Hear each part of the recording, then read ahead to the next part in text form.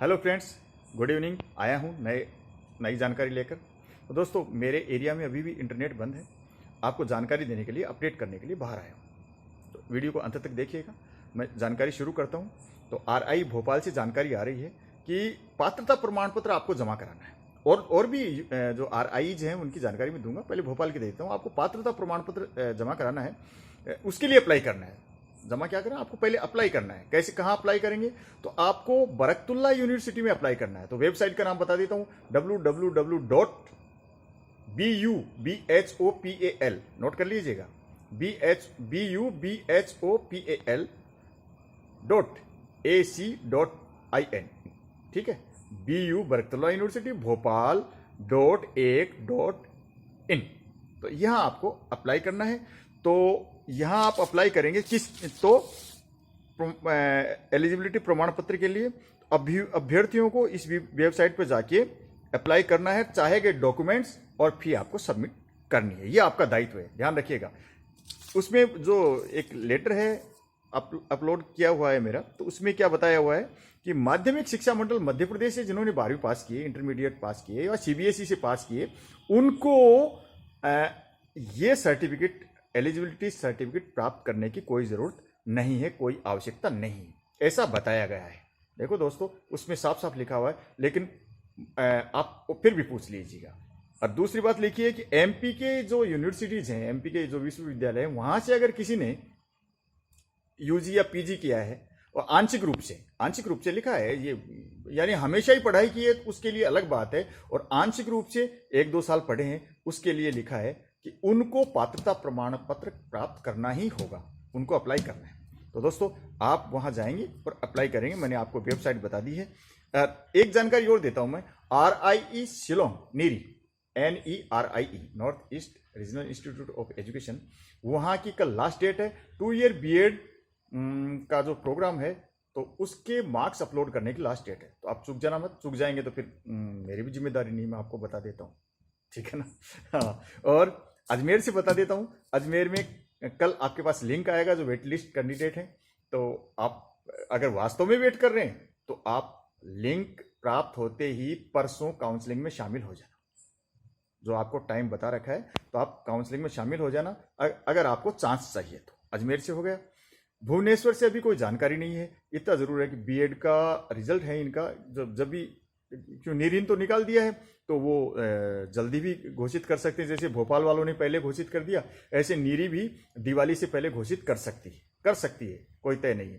तो भुवनेश्वर और बाकी यूनिवर्सिटी, ये तो मेरे विचार से दिवाली के बाद 20 तारीख के आसपास जाएगा, 20-22 के आसपास, एमएड और बीएड वाला। हाँ, तो फ्रेंड्स, ये बात हो गई। और प्रारंभ में तो लगभग पूरी प्रक्रिया हो ही गई। अब जो नई जानकारी मैं आपको दे रहा हूं वो ये है दोस्तों कि RIE कोई यूनिवर्सिटी नहीं। RIE आप इसको यूनिवर्सिटी समझ रहे हो, ये 5 संस्थान समझ रहे हो, ये यूनिवर्सिटी नहीं है। NCERT टेस्ट लेती है, CEE कॉमन एंट्रेंस एग्जाम लेती है, तो NCERT लेती है। और ये NCT, तो national council for teacher education, उससे रिकॉग्नाइज्ड है। और ये अलग अलग यूनिवर्सिटी इसकी डिग्री देती है, अलग अलग यूनिवर्सिटी डिग्री देती है। यानी 5 RIs हैं, तो 5 ही यूनिवर्सिटी अलग अलग डिग्री देती है। तो मैं आपको बता दें तो कौन सी डिग्री आपको मिलेगी। अजमेर यूनिवर्सिटी में, अजमेर RIE में पढ़ेंगे आप, तो आपको डिग्री मिलेगी महर्षि दयानंद यूनिवर्सिटी अजमेर की, ठीक है, ये उसी से एफिलिएशन है इसका। तो महर्षि दयानंद सरस्वती यूनिवर्सिटी की, MDS यूनिवर्सिटी की डिग्री मिलेगी। अगर आप भुवनेश्वर में, RIE भुवनेश्वर में पढ़ रहे हैं, तो आपको उत्कल यूनिवर्सिटी, उत्कल विश्वविद्यालय की डिग्री मिलेगी। 2 हो गई। तीसरी की बात करते हैं, अगर भोपाल में पढ़ेंगे तो आपको बरकतुल्ला यूनिवर्सिटी की डिग्री मिलेगी, ठीक है, बरकतुल्ला यूनिवर्सिटी की। अगर आप RIE मैसूर में पढ़ रहे हैं, तो आपको यूनिवर्सिटी ऑफ मैसूर की डिग्री मिलेगी। और आप शिलोंग में पढ़ रहे हैं, तो आपको मिलेगी नॉर्थ ईस्टर्न हिल यूनिवर्सिटी। इस तरीके से आपको यूनिवर्सिटी मिलेगी। और मैं प्रारंभ की बात भी जरूर करूंगा, क्योंकि प्रारंभ का जो ढांचा है, ढर्रा, मेरे को पसंद है, क्योंकि उसमें भी आप लोगों में से छटके जाते हैं स्टूडेंट। कोई कमजोर तो उसमें भी नहीं जाते, CEE के द्वारा ही जाते हैं, वहां भी टॉप क्लास स्टूडेंट जाते हैं। और उनका जो इंफ्रास्ट्रक्चर है उनका भी अच्छा है। तो उनकी भी बात बता देता हूँ। उनको डिग्री मिलती है महर्षि दयानंद यूनिवर्सिटी, जैसे अजमेर का भी वही नाम है और रोहतक वालों को, लेकिन वो रोहतक वाली है। महर्षि दयानंद यूनिवर्सिटी एक अजमेर में है और एक रोहतक में है, ठीक है। रोहतक वाली यूनिवर्सिटी के आपको डिग्री मिलती है प्रारंभ में। तो दोस्तों ये थी जानकारी, और मैं और कोई जानकारी होती है तो आपको बताता हूँ। भोपाल में इसकी बीएड की 2 ईयर बीएड की कक्षाएं शुरू होने वाली है। शायद 1-2 दिन में ऑनलाइन कक्षाएं शुरू हो जाएं, और 1-2 दिन में नहीं हुई, शायद परसों से शुरू हो जाए। परसों नहीं हुई तो फिर तो दिवाली के बाद ही होंगी ऑनलाइन कक्षाएं होंगी। और एक अंशुपाल जी ने लिखा है कि सर मैं डीयू में पढ़ रहा हूँ, कमेंट किया है, डीयू में पढ़ रहा हूँ, बीए सेकेंड ईयर में हूँ, तो वेट लिस्ट कैंडिडेट हूँ अजमेर का, तो मेरे को इसमें अगर मेरा नंबर आया तो भाग लेना चाहिए। देखो ये तो आपकी चॉइस है। अगर आपको चाहिए कि बीए बीएड करना है 4 साल में, ये भी कर सकते हो। अगर आपको लगता है कि मैं बीए करने के बाद बीएड करूं तो ये भी कर सकते हो आप, क्यों बीए करने के बाद आप फिर से आरआई का एग्जाम दे सकते हो और फिर से आप ये कर सकते हो।